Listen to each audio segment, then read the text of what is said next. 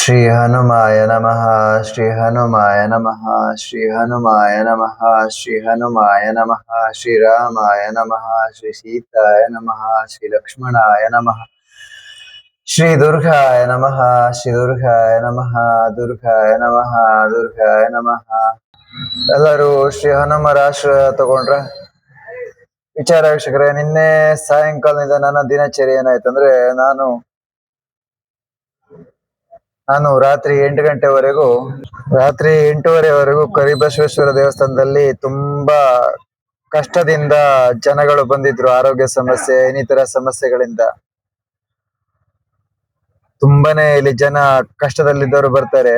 ದೆವ್ವ, ಭೂತ, ಹಾಗೆ ಮಾನಸಿಕ ಕಾಯಿಲೆ ಇರೋರು ಎಲ್ಲ ದೇವಸ್ಥಾನಕ್ಕೆ ಬರ್ತಾರೆ.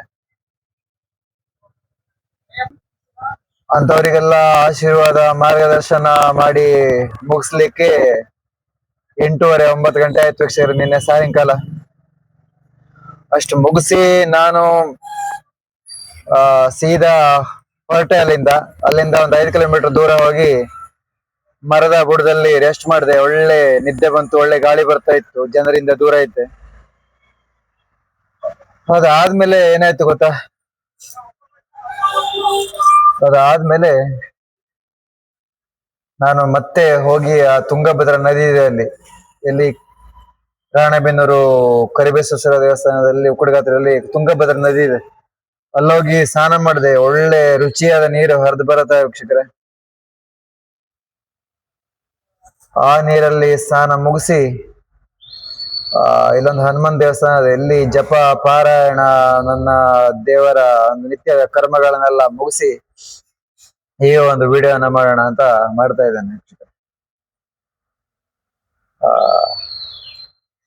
ತುಂಬಾ ಚೆನ್ನಾಗಿತ್ತು ನಿನ್ನೆಯಿಂದ ಇವತ್ತಿನವರೆಗೆ ದಿನ. ಮತ್ತೆ ನೀವೆಲ್ಲ ಹೇಗಿದ್ದೀರಾ? ಎಲ್ಲರೂ ಆರಾಮ? ಅದರದ್ದು ತಿಂಡಿ ಆಯ್ತಾ? ಎಲ್ಲರೂ ಹೇಳಿ ಓಂ ಶ್ರೀ ದುರ್ಗಾಯ ನಮಃ. ಓಂ ಶ್ರೀ ದುರ್ಗಾಯ ನಮಃ. ಓಂ ಶ್ರೀ ದುರ್ಗಾಯ ನಮಃ. ಓಂ ಶ್ರೀ ದುರ್ಗಾಯ ನಮಃ. ಓಂ ಶ್ರೀ ದುರ್ಗಾಯ ನಮಃ. ವಿಚಾರ ಏನಂದ್ರೆ, ಏನೇ ರೋಗ ಇದ್ರೂ ಕಡಿಮೆ ಆಗ್ತದೆ ವೀಕ್ಷಕರೇ. ಓಂ ಶ್ರೀ ದುರ್ಗಾಯ ನಮಃ ದಿನ ಬೆಳಿಗ್ಗೆ ಒಂದು 5 ರಿಂದ 6 ಗಂಟೆವರೆಗೆ ಹೇಳೋದ್ರಿಂದ, ಹಾಗೆ ಸಾಯಂಕಾಲ ಒಂದು 7 ರಿಂದ 8 ಗಂಟೆವರೆಗೆ ಹೇಳೋದ್ರಿಂದ ಯಾವುದೇ ರೀತಿಯ ಆರೋಗ್ಯ ಸಮಸ್ಯೆನೂ ಬರೋದಿಲ್ಲ. ಹಾಗೆ ಎಲ್ಲಾ ರೀತಿಯ ಕೆಲಸ ಕಾರ್ಯಗಳು ಕೂಡ ತುಂಬಾ ಚೆನ್ನಾಗಿ ಆಗುತ್ತದೆ ವೀಕ್ಷಕರೇ. ಹಾಗೆ ಇಲ್ಲಿ ಉಕ್ಕಡಗಾತ್ರೆಯಲ್ಲಿ ಸ್ವಲ್ಪ ಮಳೆ ಬಂದಿತ್ತು ಬೆಳಿಗ್ಗೆ, ಸ್ವಲ್ಪ ಅಂದ್ರೆ ಸ್ವಲ್ಪ. ನಿಮ್ ಕಡೆ ಎಲ್ಲ ಮಳೆ ಹೇಗಿದೆ ವೀಕ್ಷಕರೇ?